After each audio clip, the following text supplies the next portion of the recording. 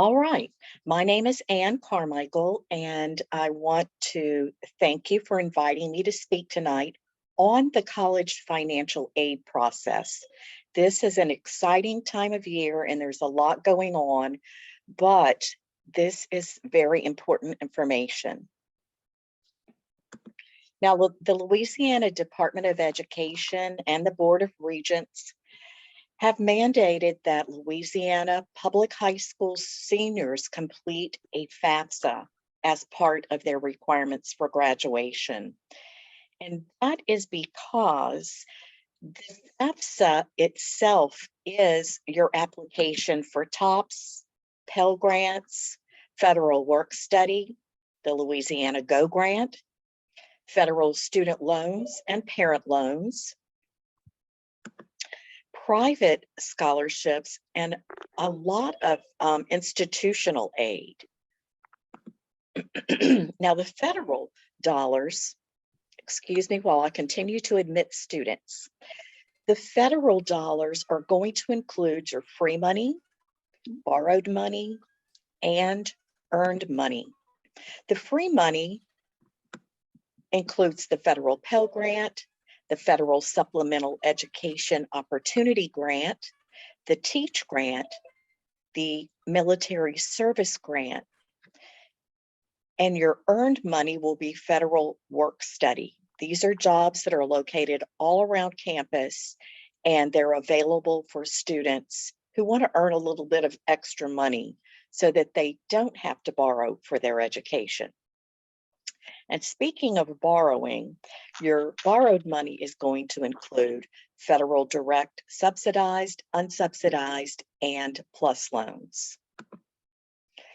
Now, all of this money can be used at 2- and 4-year private and public colleges, community colleges, career and technical schools, for part-time and online college courses. Who can submit a FAFSA? Students who are U.S. citizens or U.S. nationals, those who have a green card, an arrival departure record, or battered immigrant status, or have a T visa. Now, if a student does have this documentation, but his parents do not, that is fine. The students can still submit a FAFSA, but when a parent's Social Security number is asked for, that student will enter zeros. I just want to remind everybody to mute yourselves so that we don't have distractions during the presentation. Thanks. Now, before you get started with the FAFSA, it's best to gather all of the documents that you're going to need to complete the form itself.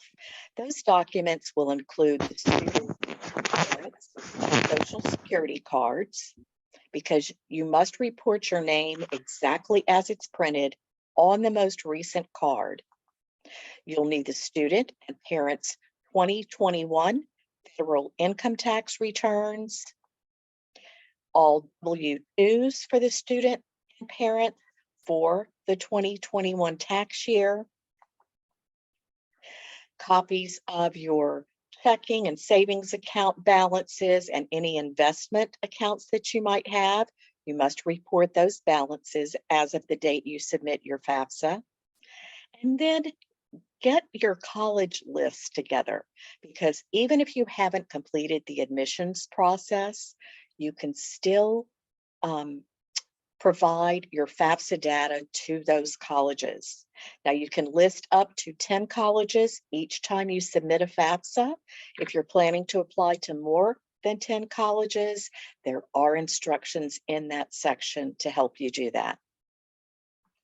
Be sure that you're recording your deadlines for FAFSA completion. Every college will have a priority financial aid deadline that you will want to meet, because these monies are offered on a first come, first served basis, and you want to be up there toward the head of the line. The TOPS scholarship has a FAFSA deadline, so check with your counselor on that. I believe I understood that that has a February deadline this year. They've moved up that requirement. And Ms. Naughton might also have a deadline for you to complete your FAFSA to meet your graduation requirement. Now, first thing you want to do is create your federal student aid ID. The student and one of his parents must sign the FAFSA, and to do so electronically, you must have this ID. It is going to be a username and password that you each will create. And remember that you only want to use your personal information, your own personal email. Students, not your school email, because federal student aid won't have any way of getting in touch with you after you graduate if your account is disabled. Mom and dad, use your personal email, because sometimes correspondence from federal student aid will get stuck in your business spam filters. And remember that this is your electronic signature. It is legally binding, so you want to make sure you're recording it, but keeping it in a very safe place. You're going to need this every year that you're in college to submit a new FAFSA for the new academic year. And then afterwards, if you have any student loan balances, you'll use your ID to manage those balances. Once you have your ID, it's time to get started. You'll go to fafsa.gov, and this is what the homepage is going to look like. There are a lot of resources, so feel free to spend some time looking around. But when you're ready to get started, you of course will select Start Here. When you get into the FAFSA itself, you'll be asked to identify your role. Are you the student who wants to complete the student section of the FAFSA? Are you the parent who wants to work on the parent information within the FAFSA itself? And then who's a preparer? That would be somebody that you are paying to complete and submit your FAFSA for you. But remember that this is the free application for federal student aid. So with all the resources that you have, it really should not take you longer than about 45 minutes to complete the form. You'll want to log in, provide the student's personal identifiers, and then federal student aid ID username and password. You'll want to create and be the 23-24 FAFSA.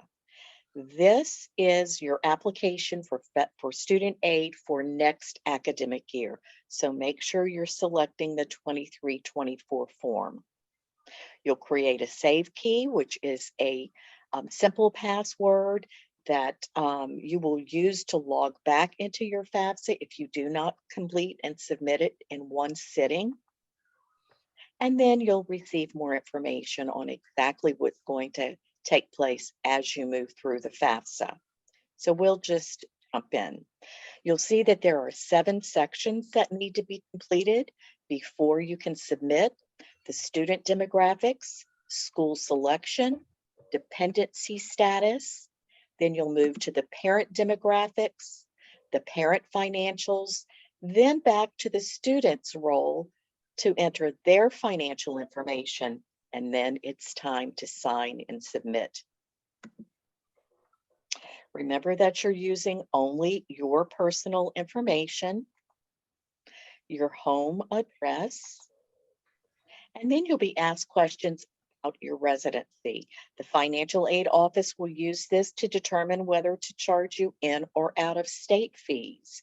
Are you a U.S. citizen, or are you an eligible non-citizen, as I talked about earlier? Will you be receiving your high school diploma when you graduate? Which degree are you going to be working toward? And an important question, and one that often comes up, is what college grade level will you be beginning in the 23-24 school year? Now, even if you've taken AP courses or dual enrollment courses, for federal student aid purposes, all seniors should report never attended college in your first year because you've not received federal student aid in the past. Here's the work study question. Are you interested in working while you're in school to have a little extra money to help pay for some of your expenses? These are jobs that look great on your first professional resume. So if you go to a 4-year college and you work in the chancellor's office for those 4 years, that's 4 years of professional work study that you have to report. Do you have a driver's license number? You'll need to report that. Have you ever been in foster care? There are additional funds available to help students in this situation. What's the highest school completed by parent 1 and 2? They ask this because there could be additional resources for first-generation college graduates. And then you will report the name of your high school. Make sure it's in the format that federal student aid requires it to be in so that your administration can receive word that you have submitted your FAFSA. We'll then move on into the college search section. This is where you'll begin to enter the names of the colleges that you are considering. Remember that federal student aid does not just send out your personal information to every school around the country. You have to give them permission to do so. And you'll also have to let them know what your housing plans are on each campus. Are you going to stay on campus? Will you live off campus? Or are you going to stay at home with your parents as you complete the academic year? Is the student married? Is he single?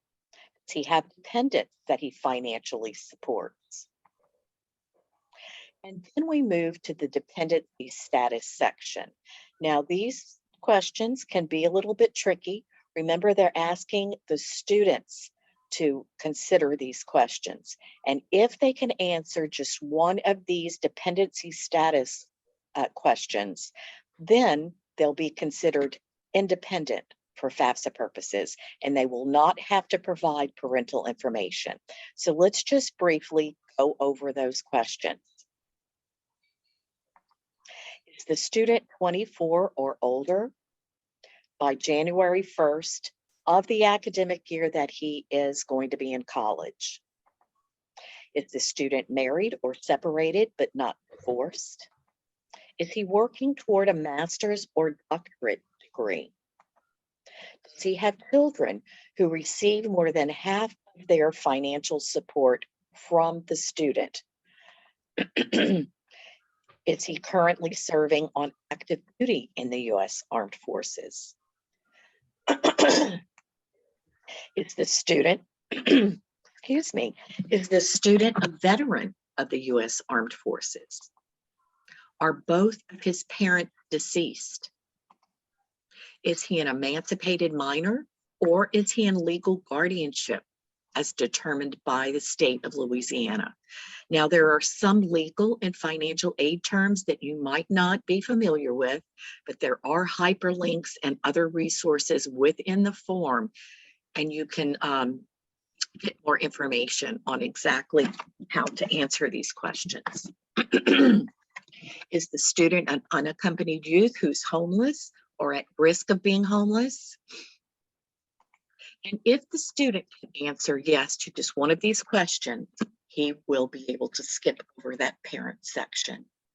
But what if the student cannot answer yes to one of these questions, but he doesn't live with his parents? Say he lives with grandparents or other relatives. As he completes high school, should those people provide information on the student's FAFSA? And the answer is no. Only legal parents should provide information on the student's FAFSA. So what if those people that the student's living with have adopted him? Well, then those people are his legal parents, and he would provide information.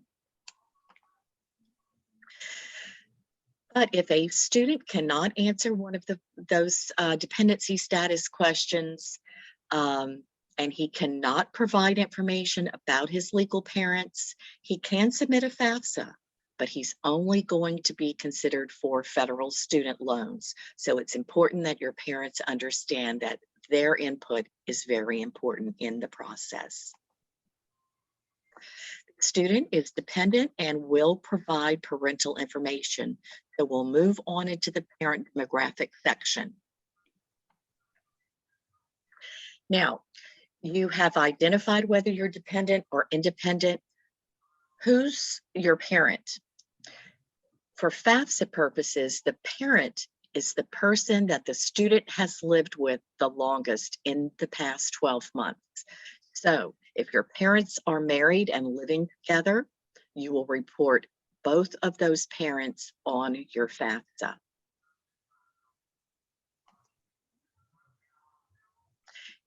Parents are either separated, divorced, or were never married, then you select the parent that you lived with the longest in the past 12 months. If you lived with both of the parents an equal amount of time down to the minute, you will be asked to provide information about the parent who provided you with the most financial support.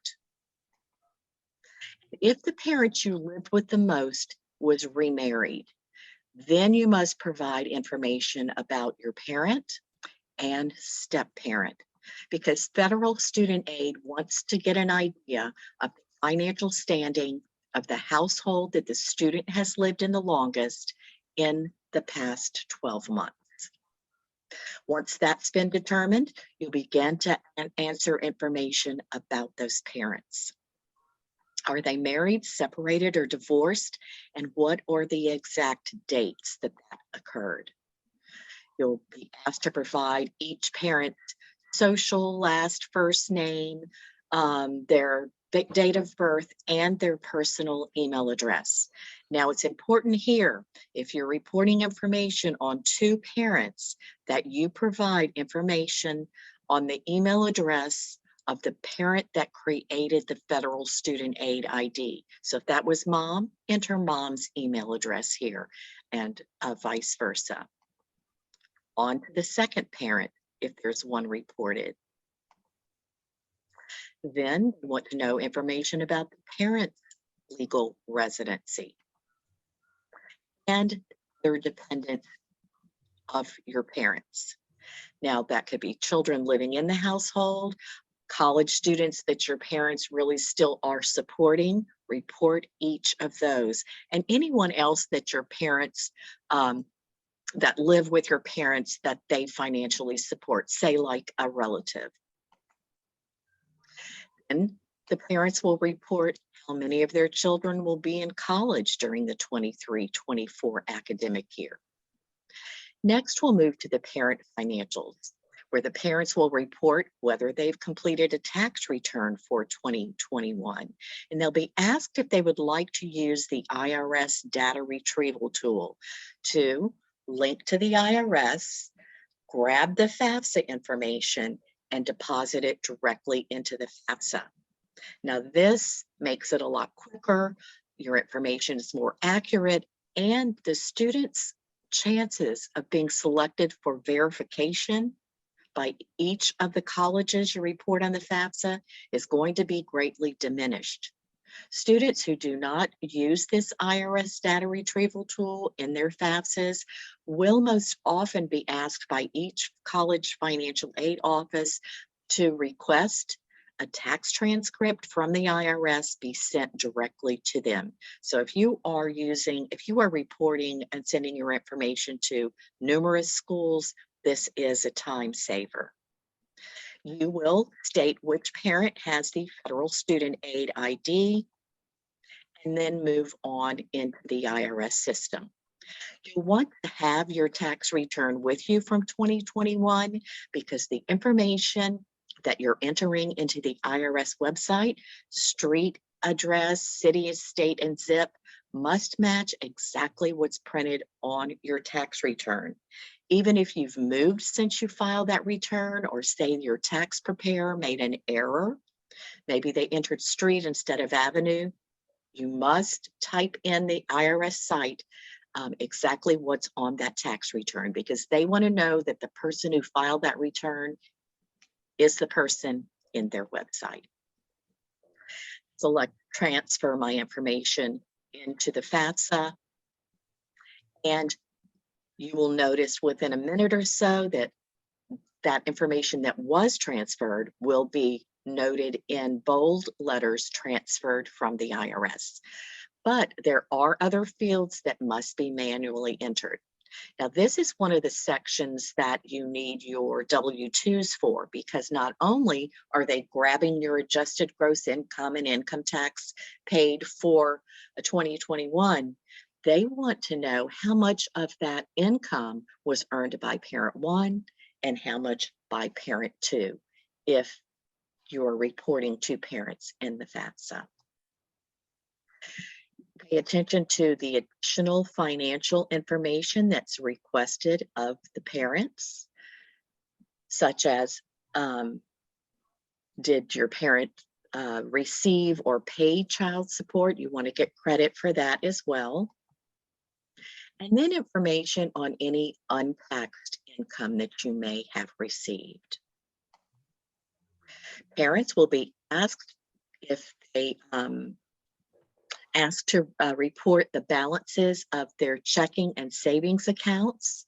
They will be asked about their investment accounts and balances of those. And then if there are any of you who have businesses with 100 or fewer employees, you will be asked to report information about that as well. Now, what are some of the investments that you must include?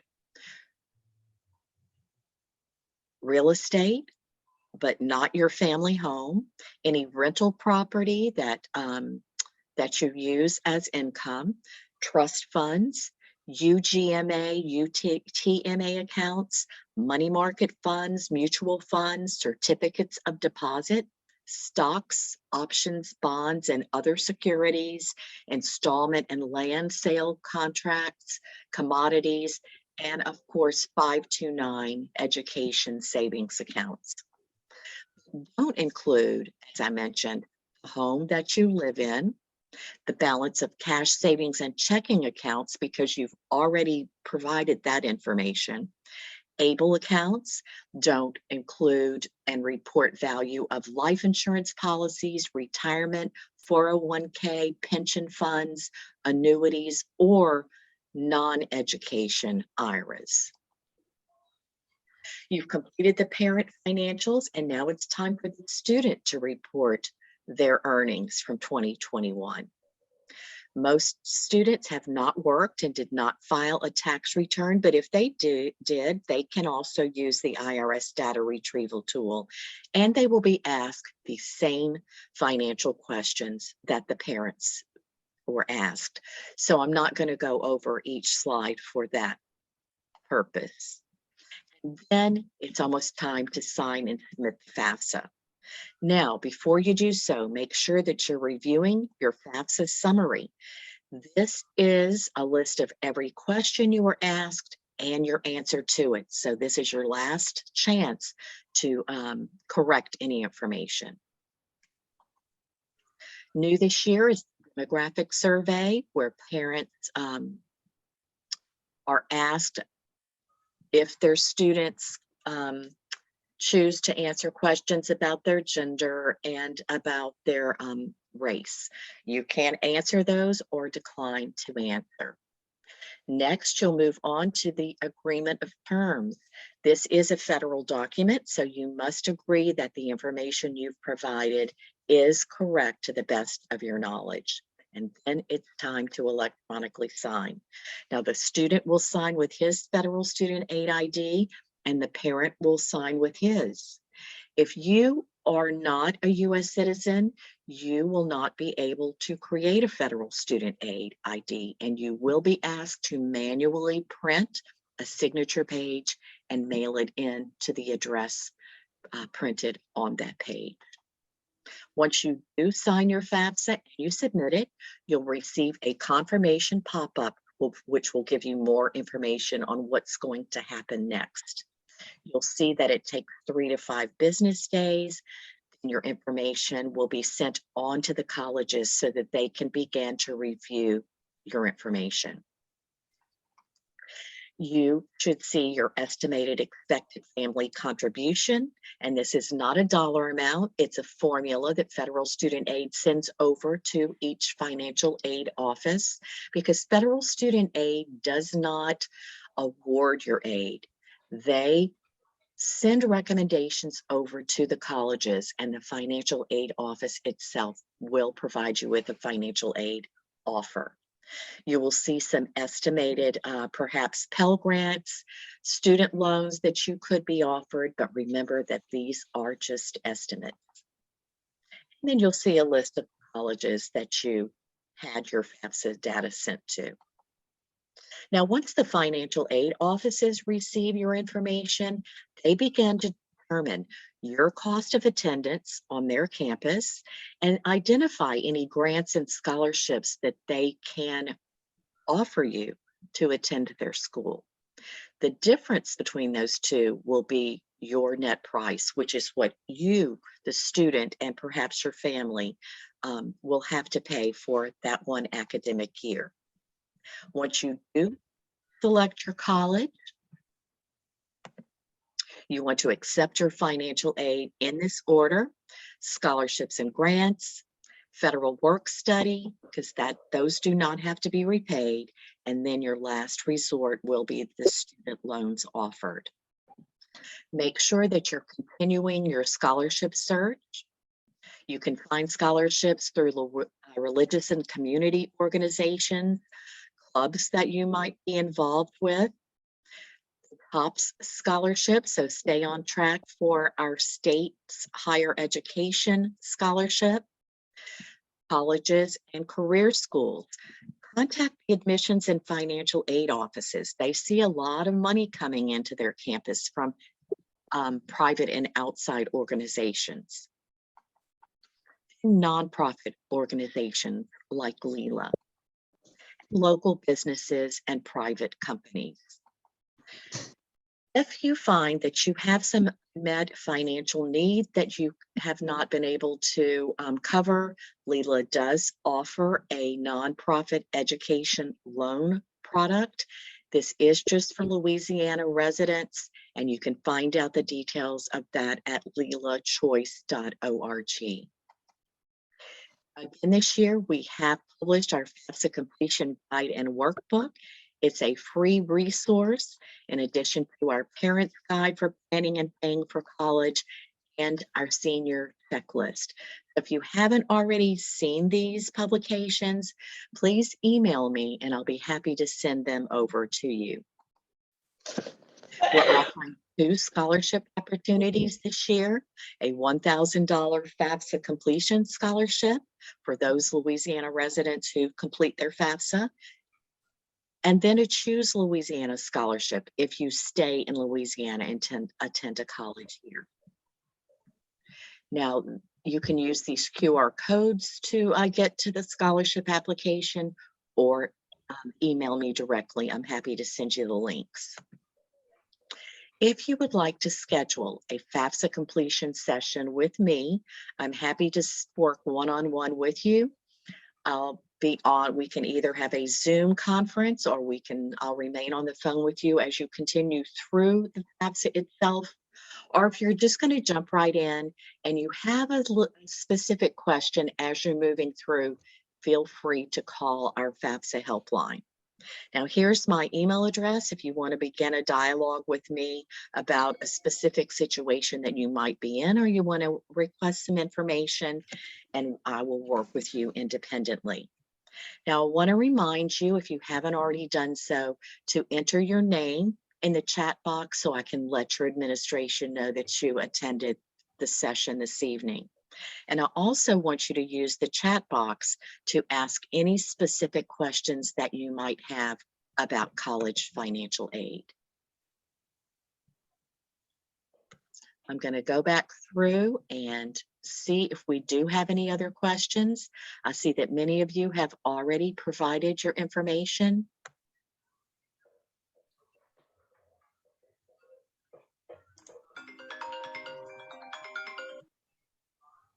And this is a good question. If your child is doing a joint NOCA Ben Franklin program, or if you're at another high school, which school do you list on your FAFSA?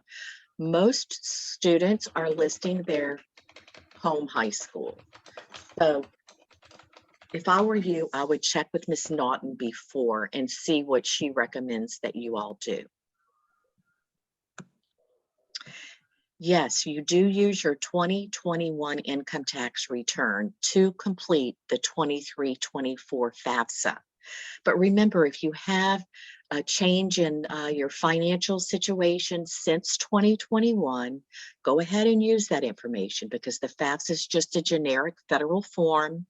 But then contact the financial aid office if someone in the family has lost a job, or had a decrease in their income, or maybe had some unexpected medical expenses. The financial aid office on your college campuses will work with you independently to perhaps identify some additional aid to help you through that academic year. What if you don't have the list of schools that you're applying to yet? Is it easy to update? And the answer is yes. Go ahead and get your FAFSA submitted to the schools that you're serious about and that you know you're going to apply to or already have applied to. And then submit. And if you have any additional schools along the way as you move through the school year or throughout the summer, you can log back in and make FAFSA corrections and add schools at that time. Here's a good question. What if parents are divorced and mom does not have dad's assets? Well, if you are the child of divorced parents, you're going to want to provide information only about the parent and or step parent that you've lived with the longest in the past 12 months. So if you live with mom, she doesn't need dad's information about his assets. He does not have to be reported at all on your FAFSA. Remember that financial aid wants to know the financial standing of the household that the students lived in the longest in the past 12 months. If he does not pay child support, that's fine. You, of course, do not have to report that. Okay, UTMA accounts for each child or for the child that's applying for college. These accounts, if they are in the student's name, will be reported in that student's FAFSA section. If you have an education account that is in your name on behalf of your child, you will report it, but just for that college student.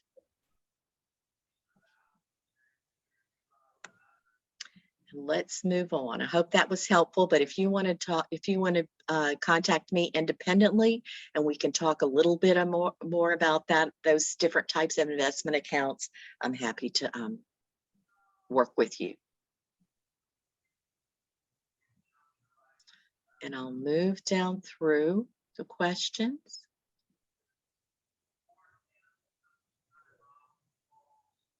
Oh, Ms. Dean is saying that you use the school that issues their diploma.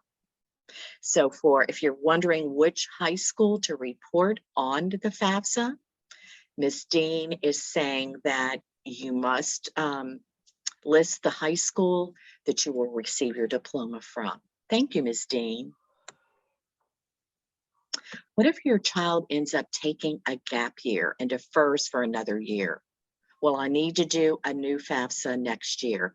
Yes, you always want to do a FAFSA for every academic year that you're going to be attending college. So make sure that, of course, you have to submit the FAFSA this year. If they take a gap year, that's fine. But set your calendars for next year on October 1st, and you will be working on the FAFSA for the very next academic year.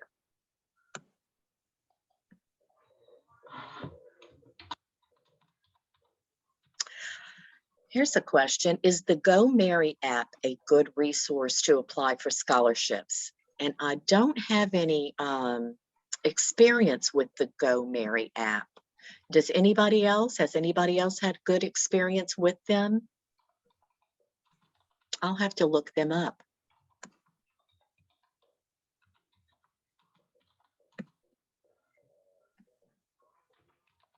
Okay, my daughter mentioned that she can include FAFSA form with her college application to each school.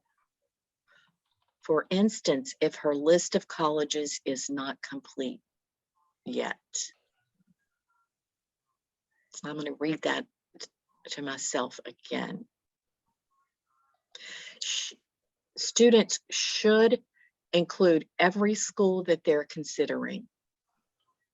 I mean, even if it's down toward the bottom of your priority list, you should report that data to each of those schools because anything could change, and you want to make sure that your FAFSA data is one of the first that's submitted, because your FAFSA is going to have a date stamp.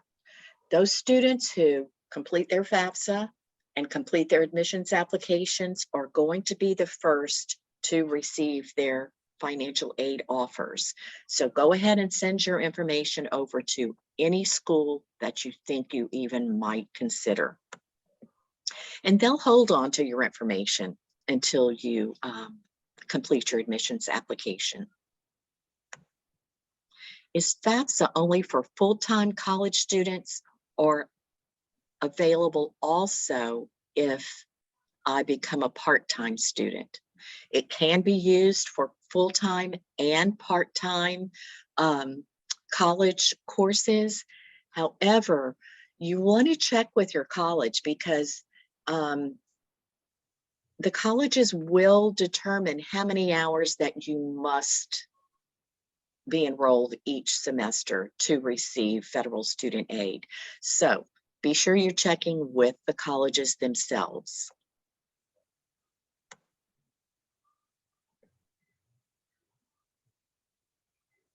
Does anybody else have, these were some great questions, but does anybody else have questions, or you want to unmute yourself and ask a question? Do the parents set up an account and does the student set up a separate account? That's a good question. The student must create a federal student aid ID, and one of the parents must create an ID. Now, these are just the electronic signatures.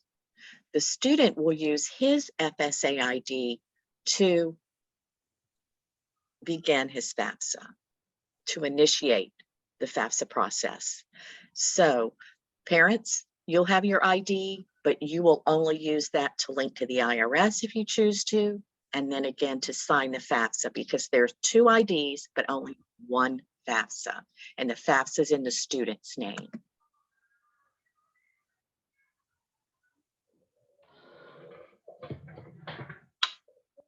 Will the FAFSA allow the 529 plan through grandparents? You must report that information. If it is specifically for that student, you must provide that information about that 529 plan. But would you please email me independently, because I want to check with Federal Student Aid directly to clarify this and get it in writing for you about the grandparents' ownership of that 529 plan. So, Gabrielle, thank you, and I'll be waiting for your email. I started the form before we created the account ID, and that's fine. If you want to begin the FAFSA, and when it's time to sign or link to the IRS, if you want to create your ID then, you can do so. But we've been hearing that many parents who are trying to link to the IRS with a newly created federal student aid ID are having some difficulties, because Social Security and the IRS has to verify that you are who you say you are in that ID. In other words, you create your ID, Your information is sent over to Social Security Administration. They say this is an actual person. We know this is who this is. And then you're allowed to use that ID. Now you can start your FAFSA with a newly created FSA ID, but it has to be verified before the form is sent on to your schools. And it does have to be verified before you use it to enter the IRS system. So you might want to go ahead and get that done as soon as possible.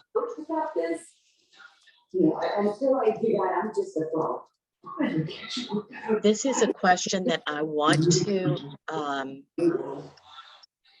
verify with the with federal student aid. If the grandparents are the owners of the 529 plan, if you must report it as a parent asset, or is it going to be a student asset?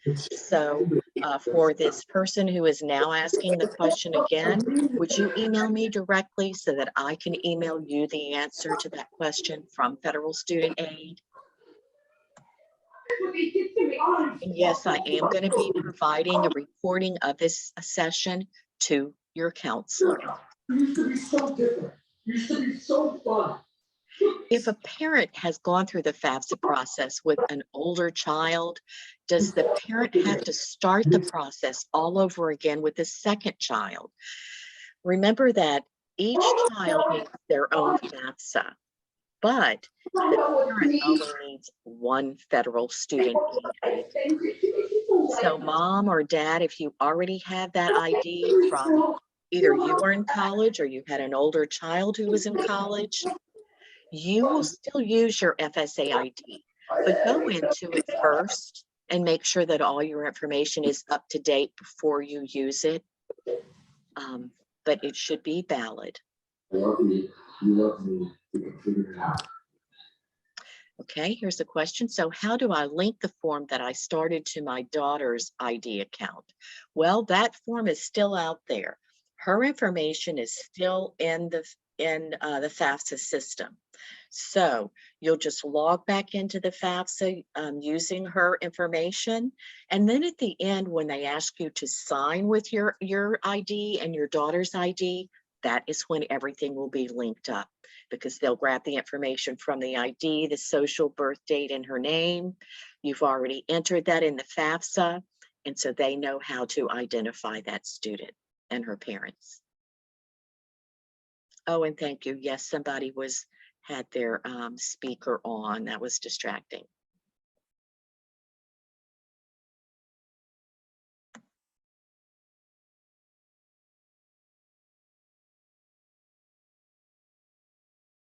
All right, I'm down to the end of our questions here. Can anyone think of another question they might have or a comment?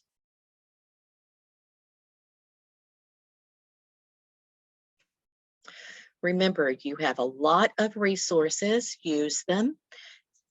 Complete your FAFSA, and remember to apply for our $1,000 FAFSA completion scholarship. If you need me, you know how to get in touch with me.